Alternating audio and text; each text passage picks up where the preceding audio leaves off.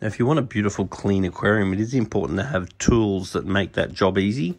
So having like a good thing for scrubbing, you just want to have like a range of tools that do the job very efficiently, because you'll find that the difference between one scrubber and another scrubber can make a massive difference, and it can affect your motivation to clean the tank, because effective tools make cleaning your tank so much easier. So when you are servicing your aquarium, it's really important that you don't let areas go stagnate. For example, this plant here, when I pulled it out, it had a really terrible smell. And the reason why it had a terrible smell, there was a whole lot of junk caught in within this plant. So when that came out, and I've since given it a shake, got all the crap out of it. But you want to try and agitate things around and not let things go stagnant. So leaving this, so giving that a clean, and leaving it in the sun for a day, and then switching it over and leaving it for another day. And I think you'll get some life out of that one. But I think these two are ready for the bin, because fake plants are something that you do replace over time. And considering this tank's got silver dollars in it, you're not going to think about live plants, because they're just going to eat them like spaghetti. So for increased biological capacity, we could fit some more biological media in here. Going for the marine pure is by far the best, but more biological capacity means more bacteria, and that means that we should get that nitrite level down, and will allow you to have a larger capacity for breaking down fish waste. Now I'll round up these extra marine pure balls and I'll put them in the filter, but let's just say that you didn't have room in the filter. The balls do actually just work in the bottom of the aquarium as well. So leaving them in the bottom of the aquarium is a valid place for them to be, but in this case I can put them in the filter so you don't have to see them. But these work just like a compost heap, growing parallel nitrifying and denitrifying bacteria. So if you didn't have enough room in your filter and you hid a bunch of these in the back of the aquarium, as long as there's still water flow and oxygen, then they do still work. They're a good idea to increase your biological capacity. So when you're filling up your water, you want to make some attempt to make sure the water's not too cold, but whatever you do, don't make it too hot. You really want to test it, and you want to do a water change and make sure the water's going in. It's as similar as possible to the main tank, but don't hot flush them. Now, when you're adding your new water, there's three things we want to be aware of.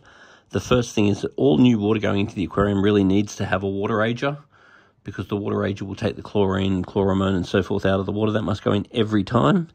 Now, over time, we do tend to need to raise carbonate hardness as well. So we're going to raise it today by adding some KH in there. And then when you add KH, it's much better to add a little bit at a time. I'd rather add a little bit and then get it checked in a few days, and then add a little bit and get it checked in a few days. You don't want to shock it up. Otherwise, you can cause all sorts of trouble. Do not overdose these products. The GH, on the other hand, isn't as important as far as shocking them and putting it up. You can put that up a bit faster. But I put in water change. I put in GH every time I do a water change, but I do not add GH if I'm just topping up, because the GH won't tend to go down. The KH will go down. So this one every time, that one only for water changes, and that one for water changes or if you are finding your KH level going down. So they're your three main levels that need to be monitored on a semi-regular basis. The other ones, you just want to make sure you bring a sample of water into Majestic Aquariums at least once a quarter so we can check on. So the other main ones we're going to be looking at is ammonia and nitrite. They're going to be checking if your filtration is effective. Then nitrate is going to find out whether you're doing enough water changes. And then your pH is finding out if your water's going to acidic. And then your KH and GH are things over time that absolutely need monitoring. The other thing I really advise is get yourself a really good magnet cleaner. A weak little one, they don't really do much. I would recommend getting a Flipper Max. They're not the cheapest thing you'll ever buy in the world, but how quickly and efficiently they clean your glass. They're really worth it. You never want to undersize your magnet cleaner, because they're just not as effective. A good magnet cleaner is the sort of thing that makes your life easy. Now, because this aquarium hasn't been serviced for a while, it is very common that I service the aquarium, I make it a lot cleaner, I make it a lot healthier, but when I leave, it actually looks worse than when I got there. And that's because you're stirring up all of the waste, and it's going to take time for that to filter out. So once this stabilizes, the aquarium will be much cleaner than it was, but right now it looks significantly worse. The other risk you've got is tanks that aren't serviced do have a risk of hydrogen sulfide. So I've disturbed the back of the aquarium here and lots of crap has come out. Now, if that crap has not been serviced for a long time and it's gone anoxic, it's possible that hydrogen sulfide has built up in anoxic bacteria, and that can discharge hydrogen sulfide, which is actually poisonous. Oh, look, there's the coolie loach. There he is. He's such a cool little fish.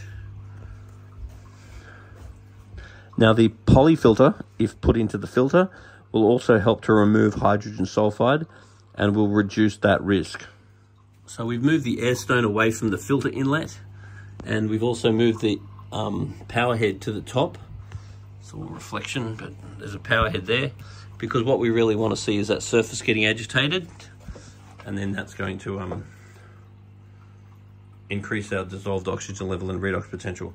But once some more fake plants go in there, probably one more service, and then start chucking some more fish in there, and it'll be a ripper. Now, the other thing too is with these tanks, if you find you've got the aquarium in a certain position and you're not getting a lot of value out of it as far as the whole family is concerned, then moving the aquarium into another room is sometimes like getting a new aquarium.